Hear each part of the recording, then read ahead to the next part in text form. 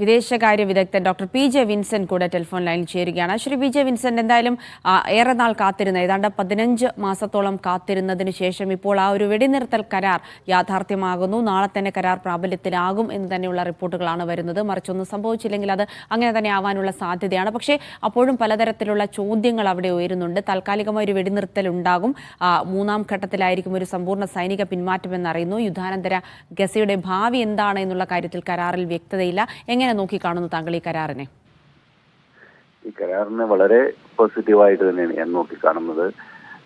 കഴിഞ്ഞ 15 മാസമായി തുടർച്ചയായി നടക്കുന്ന കരയുദ്ധവും ഏറിയൽ ബോംബിങ്ങും ഗസയെ ഏകദേശം ഒരു മരുപ്പറമ്പായി മാറ്റിക്കഴിഞ്ഞു. 90% കെട്ടിടങ്ങൾ തകർക്കപ്പെട്ടു. 1,10,000-ലധികം ആളുകൾ മാരകമായി മുറിവേറ്റിരിക്കുന്നു. അവർക്ക് അടിയന്തരമായി ചികിത്സ ആവശ്യമാണ്. വെള്ളം, ശുദ്ധജലം അവിടെ ലഭ്യമല്ല. ടെന്റുകളിലാണ് അവിടുത്തെ മഹാഭൂരിപക്ഷം മനുഷ്യർ താമസിക്കുന്നത്. അപ്പോൾ ഒരു വലിയ ദുരന്ത മുഖത്ത് 23 ലക്ഷത്തോളം ഗാസ നിവാസികൾ എത്തിനിൽക്കുകയാണ്.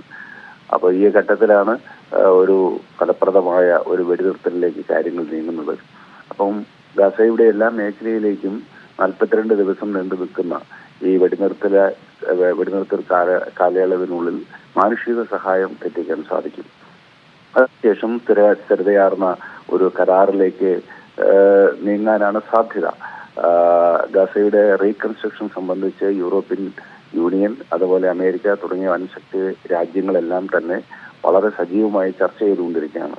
അതിനർത്ഥം ഇനിയും ആ യുദ്ധം തുടരാനുള്ള സാധ്യത ഇല്ല എന്ന് തന്നെയാണ്. അപ്പോൾ ഗസയുടെ പുനർനിർമ്മാണവും ഗസയിൽ നിന്ന് പലതവണ ആഭ്യന്തരമായി സ്ഥലമാറ്റത്തിന് വിധേയമായ അഭയാർത്ഥിക്കപ്പെട്ട ഇന്റേണലി ഡിസ്പ്ലേസ്ഡ് ആയിട്ടുള്ള ആളുകൾ, അവർക്കെല്ലാവർക്കും തിരിച്ച് വരാനുള്ള സാഹചര്യം ഉണ്ടാവുക, അതുപോലെ സമ്പൂർണമായ സൈനിക പിന്മാറ്റം. അപ്പം അത് സംബന്ധിച്ചൊക്കെ ഇനിയും ധാരണയെത്തേണ്ടതുണ്ട്. ഏതായാലും സമ്പൂർണ്ണ വെടിനിർത്തൽ വരികയും അത് യുദ്ധ ക്യാബിനറ്റ് അംഗീകരിച്ചു, പിന്നീട് സമ്പൂർണ്ണ ക്യാബിനറ്റ് അംഗീകരിച്ചു. അപ്പോൾ ഇസ്രായേൽ അത് അംഗീകരിച്ചിരിക്കുന്നു പൂർണ്ണമായി. അത് സംബന്ധിച്ചുള്ള തുടർ നടപടികളിലേക്കായിരിക്കും ലോകം നീങ്ങുക. അപ്പോൾ ഇത് ഇസ്രായേലിന്റെയോ അല്ലെങ്കിൽ മാത്രം ഒരു രാജ്യമെന്ന നിലയ്ക്ക് അവർ മാത്രം ഇടപെട്ട ഒരു കരാറോ വെടിനിർത്തൽ സംവിധാനവുമല്ല. ഖത്തർ, ഈജിപ്ത്, അമേരിക്ക, ഈ 3 രാജ്യങ്ങളാണ് അതിന് നേതൃത്വം നൽകിയത്. പക്ഷേ ലോകത്തിന് മുഴുവൻ കൺസെൻസസ് അതിന്റെ പിന്നിലുണ്ട്. അതുകൊണ്ട് ലോകമെമ്പാടും ശ്രദ്ധിക്കപ്പെട്ട ഒരു യുദ്ധമുഖമാണ് ഗസയിൽ. ഒരുപക്ഷെ 2007 ശേഷം ഫലസ്തീൻ പോരാട്ടവും പലപ്പോഴും മീഡിയയുടെ ഒരു വാൽകഷ്ണം പോലെ വരുന്ന വാർത്തയായിരുന്നുവെങ്കിൽ കഴിഞ്ഞ ഒരു 15 മാസക്കാലമായി ഗസയിലും അതുപോലെ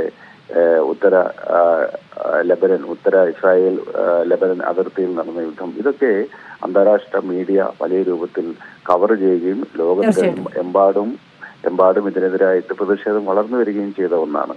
അപ്പോൾ അതുകൊണ്ട് നീണ്ടു നിൽക്കുന്ന ഒരു സമാധാനത്തിലേക്ക് ആ മേഖല പോകും എന്നാണ് ഞാൻ പ്രതീക്ഷിക്കുന്നത്. തീർച്ചയായും അത്തരമൊരു ശുഭാപ്തി വിശ്വാസം തന്നെയാണ് ശ്രീ പി ജെ വിൻസെന്റ് ഈ ഘട്ടത്തിലുമുള്ളത്. പക്ഷേ ഇത്തരം യുദ്ധങ്ങൾ, സൈനിക പിന്മാറ്റമൊക്കെ നടക്കുമ്പോഴും അതൊരു ഫലസ്തീൻ ഒരു രാഷ്ട്രമായി അംഗീകരിക്കാതെ, കൃത്യമായ അതിരുകൾ നിർണ്ണയിക്കാതെ പോകുമ്പോൾ അത് വീണ്ടും ഇത്തരം പ്രശ്നങ്ങളിലേക്ക് നയിക്കാൻ ഒരു ശാശ്വത പരിഹാരം ഇപ്പോഴും സാധ്യമാകുന്നില്ല എന്നുള്ളതാണ്. താങ്കൾ പറഞ്ഞതുപോലെ ഇപ്പോഴൊരു വെടിനിർത്തൽ കരാർ ഉണ്ടാകുമ്പോൾ അവിടെ സമാധാനം പുലരും, ചികിത്സ കിട്ടാതിരിക്കുന്ന രോഗികൾക്ക് ചികിത്സ, ഒപ്പം തന്നെ 23 ലക്ഷത്തോളം വരുന്ന ഗസ നിവാസികൾക്ക് ഭക്ഷണം ലഭിക്കും. ഇതൊക്കെ നടക്കുന്ന കാര്യമാണ്. പക്ഷേ ഒരു ശാശ്വത പരിഹാരത്തിലേക്ക് ഇപ്പോഴും എത്തിച്ചേർന്നിട്ടുണ്ട് എന്ന് വിശ്വസിക്കാൻ കഴിയുമോ? ഇല്ല, ഇത് ശാശ്വത പരിഹാരം അത്ര എളുപ്പമല്ല. കാരണം 1948 ശേഷം ആ മേഖല നിരന്തരമായി യുദ്ധമുഖത്താണ്. അതിനിടയ്ക്ക് Camp David agreement, Oslo pact, പിന്നെ നിരവധി റോഡ് മാപ്പ് തുടങ്ങിയ എത്രയോ അന്താരാഷ്ട്ര കരാറുകൾ ഇതിന്റെ ഭാഗമായി ഉണ്ടായി. എന്നാൽ ഈ കരാറുകൾ ഒന്നും തന്നെ പൂർണ്ണമായ അടിസ്ഥാനത്തിൽ നടപ്പിലാക്കാൻ ഇസ്രായേൽ ഒരിക്കലും തയ്യാറായിട്ടില്ല. അത് തന്നെയാണ് ആ മേഖലയുടെ പ്രതിസന്ധിയും.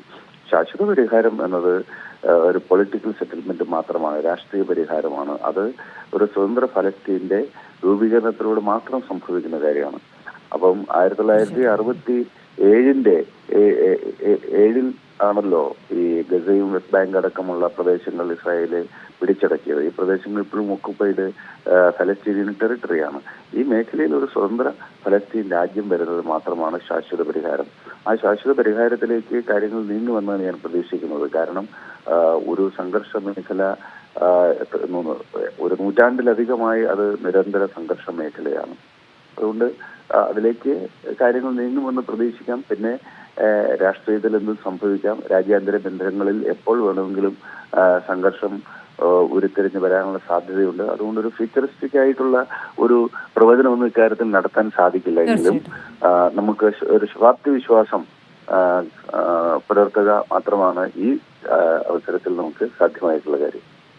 ശരി, വ്യക്തമാണ്. വളരെയധികം നന്ദി ഡോക്ടർ പി ജെ വിൻസെന്റ് ഈ അവസരത്തിൽ പ്രതികരിച്ചതിന്. എന്തായാലും ഗസ 15 മാസത്തെ വംശഹത്യക്കൊടുവിൽ സമാധാനത്തിലേക്ക് നീങ്ങുന്നു എന്നുള്ളത് തന്നെയാണ് ഏറ്റവും പ്രധാനപ്പെട്ട വാർത്ത. ഇസ്രായേലിന്റെ സുരക്ഷാ ക്യാബിനറ്റ് സമ്പൂർണ്ണ മന്ത്രിസഭയൊക്കെ ഈ കരാറിന് അംഗീകാരം നൽകിയിരിക്കുന്നു. കരാർ നാളെ മുതൽ പ്രാബല്യത്തിൽ വരും.